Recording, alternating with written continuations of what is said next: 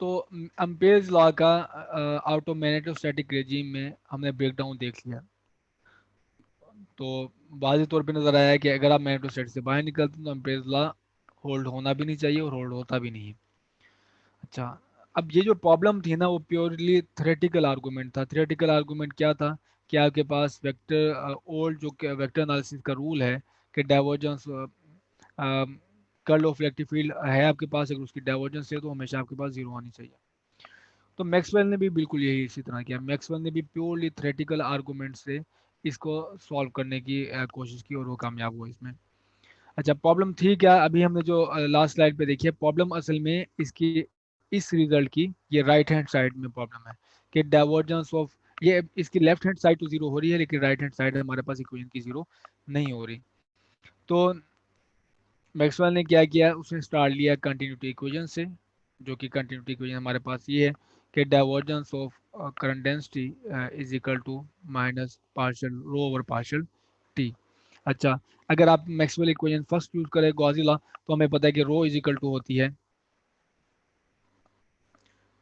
Divergence of electric field is equal to rho over epsilon naught. तो ये मेरे पास है, तो एप्सिलॉन नॉट को इस तरफ ले जाओ तो रो की वैल्यू आ जाएगी। तो यहाँ पे हमने यही किया कि रो की जो वैल्यू है यहाँ पे पुट की है। अगेन ये जो डाइवर्जेंस है हमारे पास ये डेरिवेटिव्स हैं विद रिस्पेक्ट टू स्पेस, और ये हमारे पास टाइम डेरिवेटिव है, आप इसको अंदर की तरफ शिफ्ट कर सकते हो। तो मेरे पास ये रिजल्ट बन गया। ठीक है, तो divergence of J is equal to divergence negative divergence of epsilon not partial E और पार्शियल टी। अच्छा, एक स्टेप फॉरवर्ड है कि मैंने अगर इसको जीरो बनाना है, ठीक है, इस रिजल्ट को जीरो बनाना है, तो मैं क्या करूं? मैं ये करता हूं कि इतनी ही टर्म, बिल्कुल यही टर्म एक अलग फॉर्म में, बिल्कुल यही टर्म अगर मैं इसमें से माइनस कर दूं तो ये एग्जैक्टली जीरो हो जाएगा। अगर मैंने इस राइट हैंड साइड को जीरो बनाना है तो समहाउ मैं एक इनकॉर्पोरेट करता हूँ एक टर्म बिल्कुल ऐसी ही नेगेटिव, उसका डिफरेंस ले लूँ तो ये बिल्कुल मेरे पास क्या हो जाएगी, जीरो हो जाएगी। तो हमने बिल्कुल यही मैक्सवेल ने बिल्कुल यही किया। और वो क्या किया इसने, ये डाइवर्जेंस ऑफ, मैंने एक और फॉर्म देख ली डाइवर्जेंस ऑफ करंट डेंसिटी की, और वो फॉर्म क्या है मेरे पास, वो ये, ठीक है, ये फॉर्म है। अब अगर मैं इसी का नेगेटिव यहाँ पे वहाँ पे ऐड कर दूँ म्यू नॉट के साथ मल्टीप्लाई करके, तो मैं बिल्कुल यही कर रहा हूँ। वो लास्ट टाइम जो रिजल्ट था del dot del cross B is equal to mu naught del dot J है, तो del dot J exactly J del dot J ये रिजल्ट भी डेल डॉट जे है। तो मैं इसका नेगेटिव लेता हूँ, ये नेगेटिव यहाँ पे आया और यहाँ पे प्लस हुआ, मैंने इसमें ऐड कर दिया। ठीक है, तो मैंने आपको क्या बताया था, अगर आप डाइवर्जेंस ऑफ जे ये रिजल्ट है, इसको आपने जीरो बनाना है तो बिल्कुल इसी तरह की टर्म एक ऐड कर दें। तो हमने क्या टर्म निकाली, एक नई फॉर्म बनाई उसकी, और वो फॉर्म का नेगेटिव लेने के बाद जब आप नेगेटिव लोगे ये प्लस हो जाएगा, तो यहाँ पे मैंने ऐड कर दिया उसे। ठीक है, बिल्कुल यहाँ पे नजर आ गया आपको। डाइवर्जेंसेस दोनों मैंने कॉमन ले ली, म्यू नॉट अंदर मल्टीप्लाई कर दिया, और ये मेरे पास इक्वेशन है कि डाइवर्जेंस है, यहाँ पे भी ये भी डाइवर्जेंस है, तो आप इसको ड्रॉप कर सकते हो। तो curl of magnetic field is equal to mu not J plus mu not epsilon not partial E और पार्शियल टी। तो यहाँ तक तो हमें पता है कि ये एम्पेयर्स लॉ है, लेकिन ये जो टर्म है इसे मैक्सवेल करेक्शन कहते हैं या मैक्सवेल टर्म कहते हैं इसमें। तो अब ये जो इनकॉन्सिस्टेंसी थी, जो ओल्ड वेक्टर के एनालिसिस का रूल फॉलो नहीं हो रहा था, अब यहाँ पे हमारे पास फॉलो होगा। ठीक है, और ये क्या मैग्नेटोस्टैटिक में भी वैलिड होगी? हाँ बिल्कुल, मैग्नेटोस्टैटिक में भी वैलिड होगी। मैग्नेटोस्टैटिक हमारे पास तब अकर करती है जब आपके पास इलेक्ट्रिक फील्ड टाइम वेरिंग नहीं होती। जब आपके पास इलेक्ट्रिक फील्ड टाइम वेरिंग नहीं होगी तो ये जो टर्म होगी जीरो हो जाएगी, तो आपके पास अगेन अम्पेयर्स लॉ को ये जो इक्वेशन है अम्पेयर्स लॉ बन जाएगी। अच्छा, इनिशियली उस वक्त मैक्सवेल के दौर में ये जो मैक्सवेल जो टर्म थी इसकी कंट्रीब्यूशन देखना या इसको एक्सपेरिमेंटली मेजर करना बहुत मुश्किल था। अब मुश्किल किस वजह से था, क्योंकि जो भी आप ऑपरेटर्स बनाओगे एक्सपेरिमेंट ऑपरेटर्स बनाओगे वो इस काबिल होना चाहिए कि दोनों को एक दोनों में डिफरेंशिएट करने के काबिल हो। एक जे में जे को इस टर्म से डिफरेंशिएट कर सके, ऐसा एक्सपेरिमेंट होना चाहिए, ऑपरेटर्स होना चाहिए कि वो बता सके कि ये जे है इतना और इतना ये है। उस वक्त इतने एडवांसमेंट नहीं थी कि हमारे पास जो ये इस टर्म जो है एक्सपेरिमेंटली मेजर की जा सकती। लेकिन रियल कंफर्मेशन हमारे पास मैक्सवेल थ्योरी की आई है 1888 में। और वो हर्ट्स ने एक्सपेरिमेंट किया था, उसने कंफर्म किया था जब कि इलेक्ट्रोमैग्नेटिक जो ईएम जो है वो light is an electromagnetic wave. तो ये हमारे पास कंफर्मेशन थी, बेसिकली उसने स्पीड मेजर की थी इलेक्ट्रोमैग्नेटिक वेव की, जो कि equal to speed of light थी। तो ये कंफर्मेशन हुई थी मैक्सवेल टर्म की 1888 में। अच्छा, एक इम्पोर्टेंट रिजल्ट जो हमने फाइंड आउट किया है इस इक्वेशन से वो ये है कि मैग्नेटिक फील्ड टर्म किस पे डिपेंड कर रही है, किसके इक्वल है, वो है इलेक्ट्रिक फील्ड के। तो लास्ट टाइम हमने देखा था changing magnetic field induce N electric field, जो से हमने फ्राइडल लॉ कहा था। अब मैक्सवेल ने बताया changing electric field induces a magnetic field. तो यहाँ पे राइट हैंड साइड पे आप देखें, ये जब इलेक्ट्रिक फील्ड चेंज हो रही हो विद रिस्पेक्ट टू टाइम तो वो इंड्यूस करती है मैग्नेटिक फील्ड। तो यही मैंने रेड लाइन में लिखा है, changing electric field induces a magnetic field. Maxwell ने इस टर्म को नाम दिया था डिस्प्लेसमेंट करंट। तो ये डिस्प्लेसमेंट जो ऑर्डिनरी हम मीनिंग लेते हैं रोज डेली फिजिक्स में या मैकेनिक्स में, तो ये वो उसका उससे कोई लेना देना नहीं है, डिस्प्लेसमेंट करनी है। सिर्फ उसने इस करेक्शन टर्म को जे डी का और उसको डिस्प्लेसमेंट टर्म का नाम किया, तो उसने इस तरह से इसको डिफाइन किया मैक्सवेल ने। उसका डिस्प्लेसमेंट से जो आप ये लेते हो मैकेनिक्स में लेते हो उससे कोई लेना देना नहीं है। अच्छा, अब जबकि हमने देख लिया कि ये जो करेक्शन है जो थ्योरेटिकल इनकॉन्सिस्टेंसी को जिसने फिक्स किया है इस करेक्शन ने, क्या ये एक्सपेरिमेंटली जो हमने ऑपरेटर्स देखा था वो जो सेटअप था हमारे पास कैपेसिटर का और जो करंट फ्लो करा था इनिशियली, उसमें हमें ये कैसे गाइड करता है और उस मिस्ट्री को, इस पैराडॉक्स को किस तरह रिजॉल्व करता है। तो अगेन मैं दोबारा वही ऑपरेटर्स डिज़ाइन करने की कोशिश करता हूँ।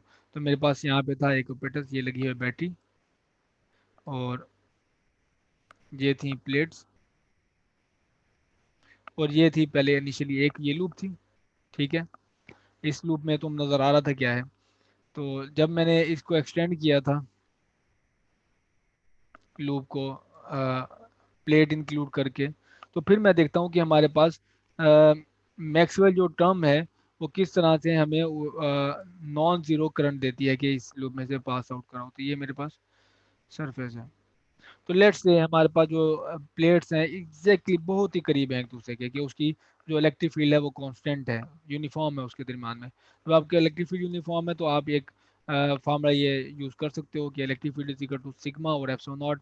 सिग्मा ये हमारे पास सरफेस चार्ज डेंसिटी है जो इस प्लेट के सरफेस पे है डेंसिटी। और सिग्मा का हमारे पास हमें पता है, रिजल्ट पता है कि अगर आपके पास जो करंट डेंसिटी यूनिफॉर्म हो तो वो इक्वल्स टू होता है charge per unit area. So E is equal to 1/(nॉट क्यू ओवर ए). अच्छा, अब आप इसका डेरिवेटिव ले लो।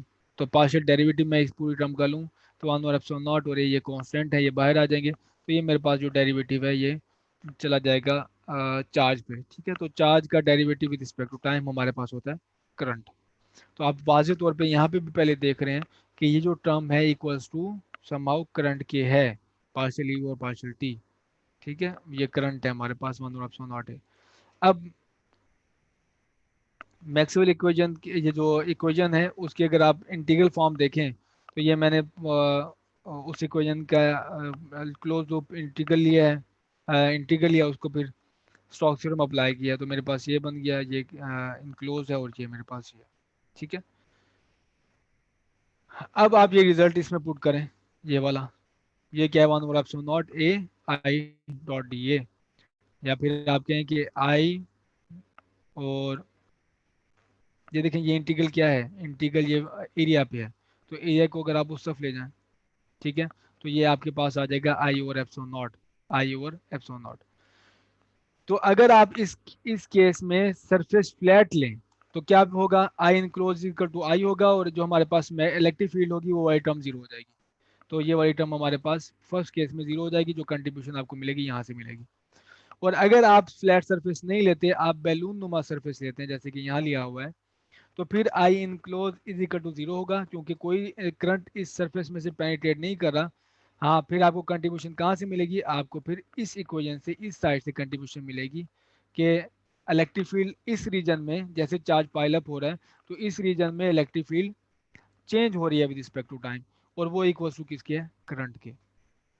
तो ऐसे हमने फिक्स किया था कि जब आप फ्लैट सरफेस लेते हैं तो आपकी कंट्रीब्यूशन मिलती है अम्पेयर्स लॉ अम्पेयर्स टर्म से, और अगर आप फ्लैट सरफेस नहीं लेते, आप ये कैपेसिटी की प्लेट को इंक्लूड कर लेते हैं, तो फिर आपको करंट वाली करंट मिलता है मैक्सवेल टर्म से। तो इस तरह जो एक्सपेरिमेंटली भी जो हमने स्टार्ट की थी इनकॉन्सिस्टेंसी, उसका भी हमने फिक्स कर लिया। सर यहाँ पे आपने बी डॉट डी एल का इंटीग्रल लिया सर, वहां से फिर से बता दें। अच्छा,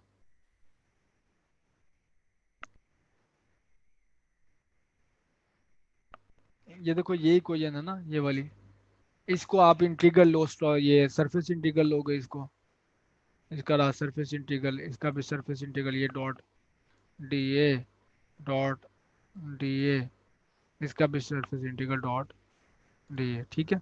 तो जे डॉट डी ए हमारे पास क्या होता है, वो होता है इक्वल टू करंट, ऐसे ही है। यस। और ये हमारे पास होता है सरफेस इंटीग्रल को आप ट्रांसफॉर्म कर सकते हो लूप इंटीग्रल पे by Stokes. Using Stokes theorem, Stokes. ठीक है। तो बिल्कुल हमने यही किया है। तो ये इसको कुछ नहीं कर सकते थे, ये एज इट इज आ गई टर्म, ये वाली, जी ये सर। देखो ये एज इट इज आ गई।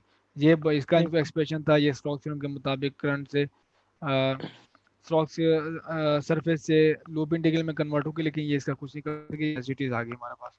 फिर उसके बाद मैंने आपको बताया अगर आप फ्लैट सरफेस लेते हो तो आई इनक्लोज, हमारे पास जो करंट है उस सरफेस में से फाड़ के वो आगे जा रहा है, वायर उस सरफेस में से निकल रही है, तो I enclose is equal to current होगा वो, ठीक है। लेकिन इस केस में इलेक्ट्रिक फील्ड कोई नहीं चेंज हो रही किसी जी उधर, सर। तो हमारे पास उस सरफेस में से चेंज नहीं हो रही, तो इलेक्ट्रिक फील्ड को जीरो आएगी। अच्छा, अब नेक्स्ट जो केस है बैलून वाला, जब हम फ्लैट नहीं बैलून सरफेस लेते हैं और वो कैपेसिटी प्लेट को इंक्लूड करते हैं, तो अब आपने देखा था कि उस सरफेस को कोई चीज फाड़ के नहीं निकल रही, कोई वायर वायर उसमें से पेनिट्रेट नहीं कर रही, यस। तो आइन क्लोज हमारे पास जीरो हुआ। लेकिन हमें कंट्रीब्यूशन अब कहाँ से मिल रही है, वो कैपेसिटी दोनों प्लेट के दरमियान का जो रीजन है उसमें जैसे चार्ज पाइलअप होता जा रहा है, electric field with respect to time change होती जा रही है। पहले इनिशियली चार्ज कम था तो इलेक्ट्रिक फील्ड कम है, फिर चार्ज जैसे बढ़ता चला जाता है तो इलेक्ट्रिक फील्ड ज़्यादा होती जा रही है। तो electric field with respect to time वो वेरी कर रही है, और वो इक्वल टू, मैंने इस एक्सप्रेशन से आपको दिखा है, वो इज इक्वल टू है मान over I over epsilon not, ठीक है। तो जब आप yes. I over epsilon not इस टर्म में इधर पुट करो, इधर पुट करो आई ओवर एप्सिलॉन नॉट, तो एप्सिलॉन नॉट से कैंसिल आउट हो जाएगा और आपके पास रिजल्ट आएगा म्यू नॉट आई। पहले भी देखो म्यू नॉट आई था, ये वैल्यू पुट करो फ्लैट सरफेस के लिए, और ये यस। बैलून सरफेस के लिए भी रिजल्ट म्यू नॉट आई है। ठीक। ओके हो गया। तो मैक्सवेल इक्वेशंस हैं हमारे पास ये, फर्स्ट लॉ हमारे पास फर्स्ट टू जो इक्वेशन है वो डाइवर्जेंस है, लास्ट इक्वेशन हमारे पास कर्ल है। फर्स्ट हमारे पास है divergence of electric field which is equal to rho over epsilon naught, इसे हम कहते हैं गॉस लॉ। सेकंड हमारे पास डाइवर्जेंस ऑफ मैग्नेटिक फील्ड है, उसका हमारे पास कोई नाम नहीं है, लेकिन उसका फिजिकल कॉन्सिक्वेंस हमें पता है कि मोनोपोल एग्जिस्ट नहीं करते। और थर्ड इक्वेशन है हमारे पास curl of electric field which is equal to minus partial B और पार्शियल टी। तो यहाँ से हम कहते हैं कि change in magnetic field induces an electric field. Fourth equation हमारे पास है curl of B which is equal to mu not J which is an impaired term and plus mu naught epsilon naught partially over partially which is Maxwell term, ठीक है। तो मैं impairs में Maxwell ने correction की थी और ये इसका काम था, और सबसे बड़ा इसका ये काम था कि जो ये इक्वेशन अभी आपको स्लाइड पे मौजूद नजर आ रही है, ये असल में मैक्सवेल ने इस तरह से उनको लिखवाया था, ठीक है। इसको कॉम्पैक्ट फॉर्म में लिखा था, पूरी थ्योरी को कॉम्पैक्ट किया था चार इक्वेशंस में। ये चार इक्वेशन प्लस आप इसके साथ एक और चीज ऐड कर दें, वो है हमारे पास force law, F is equal to Q E plus V cross B. आप इसको इकट्ठा कर लें तो ये पूरी क्लासिकल इलेक्ट्रोडायनामिक्स है। तो ये क्लासिकल इलेक्ट्रोडायनामिक्स यही है जो आपको यहाँ पे स्क्रीन पे शो हो रही है। आप कोई भी classical electrodynamics problem in equation से आप सॉल्व कर सकते हैं। Even though equation of continuity भी है जो law of conservation of charge है, वो भी आप ये थर्ड इक्वेशन से ड्राइव कर सकते हैं। अगर आप इसकी डाइवर्जेंस ले लें तो आपके पास law of conservation of equation of continuity आपके पास आ जाएगी, जो law of conservation of charge है। अच्छा, ये जो इक्वेशंस हैं थोड़ी सी मिसलीडिंग है, इसको लॉजिकली प्रेफर किया जाता है कि आप इक्वेशन को इस तरह लिखें लॉजिकली। वो है del dot E is equal to one epsilon naught rho और del dot B is equal to zero. ये हमारे पास बिल्कुल सेम है। हाँ, ये वाली इक्वेशन है, इसको लिखा जाता है इस तरह, डेल क्रॉस ई, यहाँ पे जो टर्म थी आप उसको लेफ्ट हैंड साइड पे ले आए, पार्शियल बी और partial t equal to zero. और यहाँ पे जो इक्वेशन थी हमारे पास, ये वाली टर्म थी, इसको लेफ्ट हैंड साइड पे ले आए। उसकी वजह क्या है? उसकी वजह ये है कि इलेक्ट्रिक फील्ड और मैग्नेटिक फील्ड एट देन इन इन फील्ड्स को इनके सोर्सेज से जुदा रखा जाए। तो राइट हैंड साइड पे जो आपको नजर आ रहे हैं वो सोर्स है, ये हमारे पास क्या सोर्स है, वो है चार्ज डेंसिटी। इधर हमारे पास क्या सोर्स है, करंट डेंसिटी। ठीक है, तो सोर्सेज को फील्ड से अलग रखा जाए, तो जो भी फील्ड है एट देन वो किसी कोई ना कोई उसका सोर्स मौजूद है, वो खास सोर्स हो हमारे पास चार्ज डेंसिटी या हमारे पास हो करंट डेंसिटी। तो ये लॉजिकली प्रेफर की जाती है मैक्सवेल इक्वेशन की फॉर्म जो कि ये लिखी है। तो एक और बात, ये जो इक्वेशन लिखी हुई है ये फ्री स्पेस के लिए है। अभी मटेरियल का, मटेरियल हमने मटेरियल के लिए इक्वेशन नहीं देखी, जो हम नेक्स्ट लेक्चर में देखेंगे।